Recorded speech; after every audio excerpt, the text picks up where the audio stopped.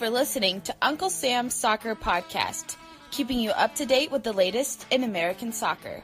And don't forget to subscribe.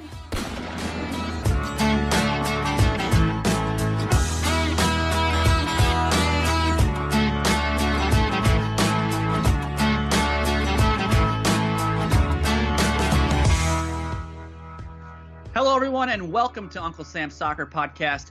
My name is Jake Watroba, and joining me, as always, is Steven Jadaran. Armand Kafai has the night off. On today's episode, we welcome back Uncle Sam's Soccer Podcast contributor Jason to the show as we discuss all things U.S. men's national team, including the U23s. Please make sure you follow the show on Twitter at Uncle Sam's Soccer Pod. As always, you can find the show on any major podcast platform. Make sure you hit that subscribe button and leave us a 5-star review. Now, let's get to today's episode.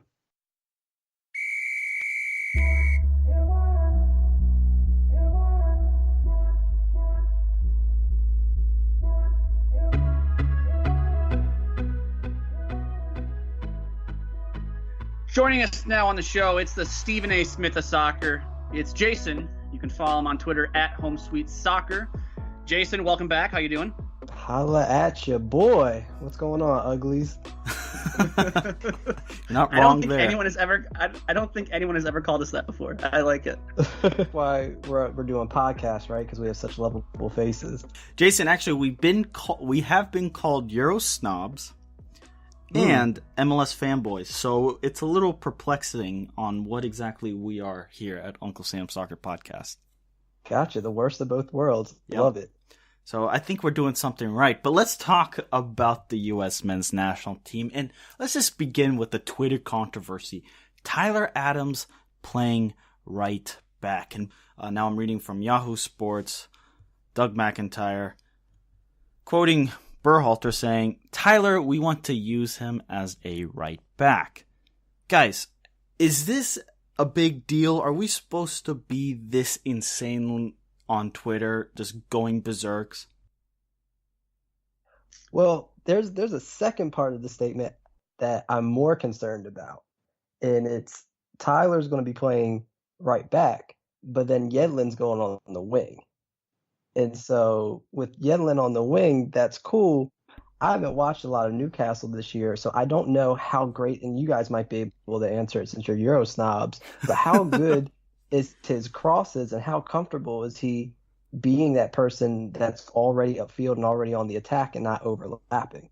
Well, you know what's really interesting that now that you mentioned that? I was reading, I don't remember if I was reading from Doug McIntyre or somebody else. Basically, Berhalter was suggesting that he spoke with Yedlin and he didn't want to put Yedlin in an uncomfortable position. I'm like, hold up. This dude is a starting right back for Newcastle United. And he's uncomfortable playing right back with the U.S. men's national team? Something is not clicking here. Well, Steven, you have to take into consideration Berhalter's tactics. And now Jason can probably speak to this better than I can because I'm not the tactician here. And I've never been known to be that on this show. But just speaking with Armand, how Berhalter likes to use his fullbacks in possession, they almost act as central midfielders and tuck in. Yep, absolutely. And I don't believe DeAndre Yedlin is cut out to be playing in the midfield. Yeah, I think that's what it comes down to. You're going to see a lot of Tyler, like you said, tucking in the middle and then going up. And I think that specific position requires somebody with a lot of energy to be able to go back and to be able to come forward with possession, send the passes in, disrupt any counterattacks. And thankfully, Tyler, being my most energetic son, is a position that I think that we all should probably calm down. I know a couple weeks ago or last week, one of you guys said relax. And I think that's the advice that everyone needs to take right now. Just relax about Adams because we don't know exactly how Berhalter's going to use him. And I think you're absolutely right. I think he needs somebody that's going to be able to tuck in and can play kind of that dual midfield and right back position. No, there's no doubt. And I know you raised some concerns about Yedlin on the wing, Jason. But one thing I will say is with his pace, I think Yedlin – and this remains to be seen if he's going to be a starter or if he's going to be used as a super sub in games. His pace along the outside there will be beneficial in that it can stretch out opposing defenses and give back lines something to worry about. Yeah, I would love to see him as a super sub, kind of in familiar or kind of what we saw with Jonathan Lewis, right? Coming off the bench, making those runs, having the fresh legs, and being able to beat, any kind of right back or left back that is on the field. And there's not a lot of people that Yedlin can't beat one-on-one, right? My only issue, and like I said, I haven't watched a lot of Newcastle. I'm watching more now because of the Almiron situation, but I don't know how his crossing is. I don't know how his delivery is. And when it comes to Berhalter putting his boy Zardes up there up top, that's what he's looking for, right? He needs those crosses so that Zardes can get and put his head on it. And so that's the thing to where, as a super sub, I'm 100% behind that. I would love to see that. I don't know if he's going to be the starting material that the U.S. national team needs to fit that system. Yedlin in the Premier League 2018-2019, 27 appearances, 1 goal, 2 assists. He's 84% of the time in the starting 11. Overall, I think Berhalter has the right to be unique and test things. When's the World Cup? Jake, can you remind me when the World Cup is the next one that the U.S. men's national team will attempt to qualify for? I believe that'll be in the end of November 2022, if I'm not mistaken. So why the stress? Why the worry? We finally have a manager, albeit 6 months too late. He's going to test his lineup. This is the time to do it. I mean, what are we expecting Berhalter to do? Sit there and listen to Twitter for all his tacticians and read The Athletic and Yahoo Sports and NBC Sports to get all the advice on how he's supposed to set up his lineup? No. Well, let's take a hot take right now, though. If Twitter was coaching, would the U.S. national team make the last World Cup? I just want you to think about that. I think the answer is an overwhelming yes. Sure. Let's talk about the rest of this roster. Is there anybody that you guys look? I know Zach Steffen is out, and they replaced him with Jesse Gonzalez, who I personally don't know will ever play a meaningful game for the U.S. national team. But, it's good to at least see him get the opportunity and get to see him in the pool. But the one person that stands out for me a little bit that I'm confused about, and I don't know if it's just because it's Berhalter's boy, but what has Will Trapp actually done to show that he can lead in that position, whether he's backing up for Bradley, Bradley's the starter, or pushing to compete for that starting job? Honestly, I have no idea. For the longest of time, I thought Will Trapp was brought in because he's a level-headed guy. But he sucks on the pitch. His passing's atrocious. He gets lost in the midfield. I just simply don't know what use Will Trapp has, and whether or not he even has a future on this U.S. men's national team with the talent that sits behind him, especially with the U23s, which we'll talk about here in a couple of minutes. I just think it illustrates just how little depth they have behind Michael Bradley, too. I mean, I'm not a big fan of Will Trapp. I don't understand why he constantly or has been getting call-ups over the last, I don't know, 12 months. I don't understand it, but I think that more so speaks to the fact that there's no one really behind Michael Bradley that's of quality.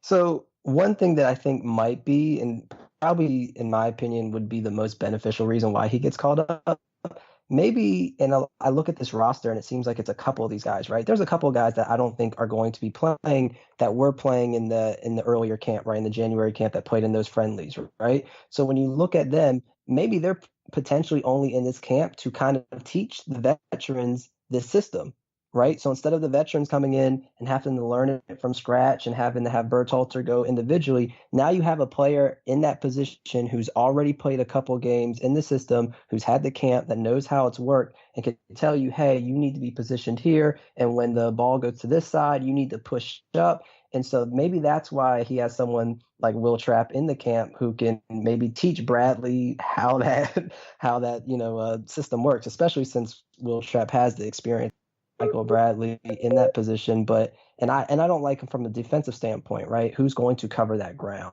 Because I don't think he can, but at the same time, I don't think anyone's is passing as well as him in that position. And you guys can chime in if you agree, but I can't think of anyone who is an overall better offensive threat in that position.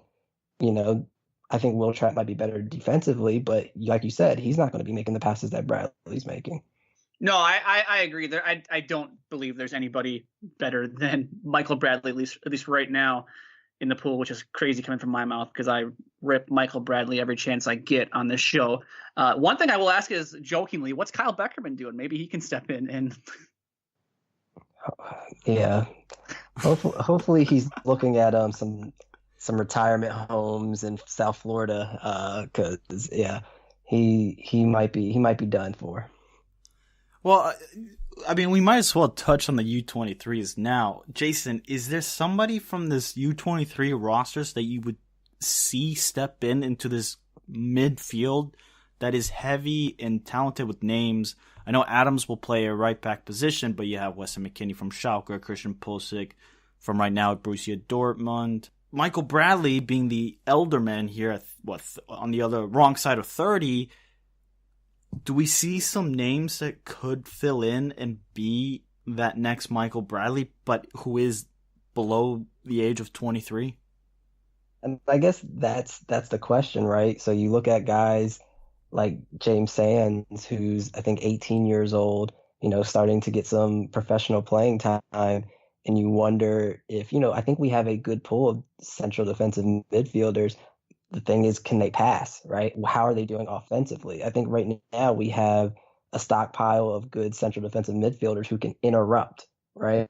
And so, but what happens, when counterattacks, who's springing that? What happens when, they actually do interrupt the play and they need to move forward? So I would like to see, like, for instance, I think if you can give Sands some minutes, it would be great to see him come in and learn that he's got time, right? So I guess the real fearful thing is who's going to immediately take over for Bradley. And so when you look at the midfielders that they brought in, Derek Jones, who, thank God, doesn't have to be in this purgatory of sitting on the Union bench and playing 40 minutes every 20 games and then not playing for the Steel. So it's always good to see him. But he's definitely someone that is almost like a McKennie type, to where he's better at interrupting and can go sideways to sideways, but I think McKinney's a little better move forward with him, right? Which is why McKennie can play in that striker position.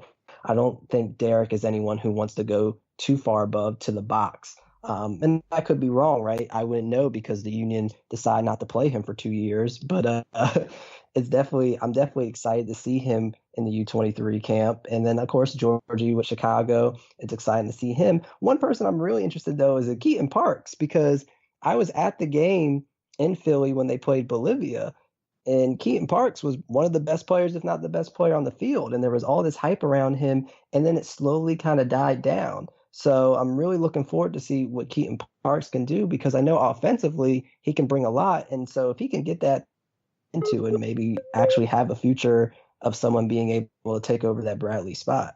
Jason, I wanted to ask you a question here before we wrap things up. What do you make of the Jason Kreis hire with the U23 team? Oh boy. I look at this U23 pool and I'm excited. I think there's a ton of talent. I think there's a lot of players who we haven't seen much of that we'll get to see more of. And, looking at like Josh Perez, for instance, Haji Wright, Eric Palmer Brown should be in there. He even, I think, was discussed being released by his club to go there. So I'm assuming that he might have picked up an injury. So hopefully he's doing okay. I'm excited to see Jackson.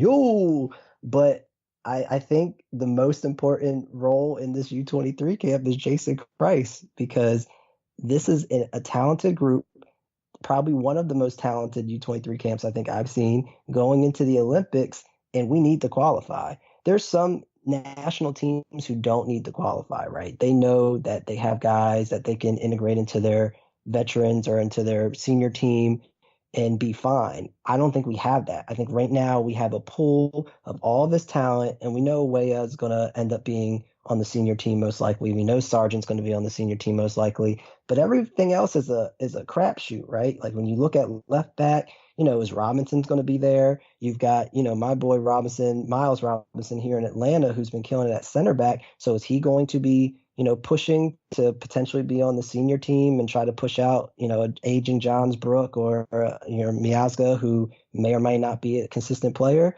So it's important for Christ to be able to play these players and showcase their talent and showcase the consistency of them, because this is going to be very important moving forward. The U.S. needs to be playing in the Olympics. This is not one of those teams to where we know which players are going to be on the senior team in the next 2 years. We have a ton of talent right now, and it's Christ's job to separate it to show who is best fitted to move forward. Do I think he can do that? We'll have to see. I don't know for sure. But yeah, I think he definitely has the most important job, and I'm not going to knock him until it starts. But at least looking at the pool, I'm happy with a lot of decisions that he made. If he's the one that made these decisions to bring him in, I don't know. One person I do wish would get some kind of a look is Dwayne Holmes. I think he's been consistent. He's been playing. He's got a goal and 3 assists this year. I think he's someone that could take that Corey Baird spot in the senior team instead. But like I said, I think it doesn't make sense to bring him right now, because I think Berhalter is using the kids that were in the camp in January to teach the veterans the system, and he's 24, so now he doesn't qualify for the U23s. But yeah, I think Christ has a hard job. Don't think it's as hard as Berhalter's, but I think it's more important right now.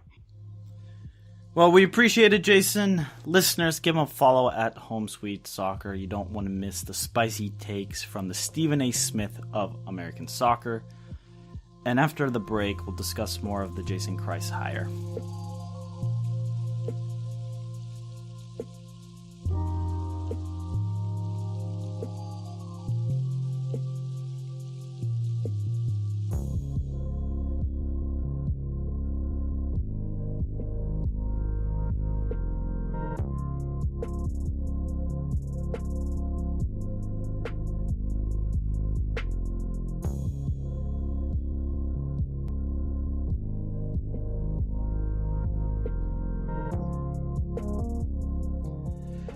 Jake, Jason Christ, what do we remember of him? NYCFC, and I remember that he struggled at Orlando City, and that's about it. What was his winning percentages, or what was his stat line at those two clubs? In 35 matches with NYCFC, he had 10 wins, 18 losses, and 7 draws, which is a win percentage of 28.57%. And at Orlando City SC, 63 games, 23 wins, 28 losses, and 12 draws with a winning percentage of 36.51%. Steven, that is not very encouraging. No, but let's be fair. He was successful. At the time of the hire, Christ had become the youngest head coach in MLS at 34 years and 127 days old. He actually led them to MLS Cup in 2009, which is great. Fine. But Christ has left a sour taste in a lot of our mouths, especially with NYCFC. When he was kind of, appointed the next great thing. Remember how NYCFC went after him, thinking they could take what he learned at RSL and lead NYCFC right out of the, blocks as an expansion franchise? Yeah, and obviously it didn't pan out the way they expected it to. Like I said, 10 wins, 11 draws, or 11 losses and 7 draws over 35 matches. Now, you could say that NYCFC was an expansion side that year, not as much talent, not as much depth. Wasn't really Jason Christ's fault, but I say his most recent results as a manager suggest that maybe he's not as good as we thought he was 10 years ago. So there are two components to this. One, will he be successful, and will he accomplish the goals of the U23s? Will he accomplish what he needs to do at the U23 level? And two, is he going to develop these players right enough, fit enough, tactically aware of what Greg Berhalter wants at the senior level. Because there has to be some sort of coherent message throughout the U.S. men's national team, particularly when you get to the senior and the U23s, because the U23s, they're a talented bunch that can easily make that senior level jump. Steven, you're right. It's like Barcelona, how they have every player at every level within their system playing the exact same way. And it is a little concerning if Jason Kreis wants to play a different system than Greg Berhalter. It is a little concerning that these players won't be playing the same way. So in case they do get a call up to the national team, they might not know what to do or what is expected of them. 8 players have already made their senior men's national team debut. And some of them have had significant playing time. Sargent, Weah, Cameron Carter-Wickers.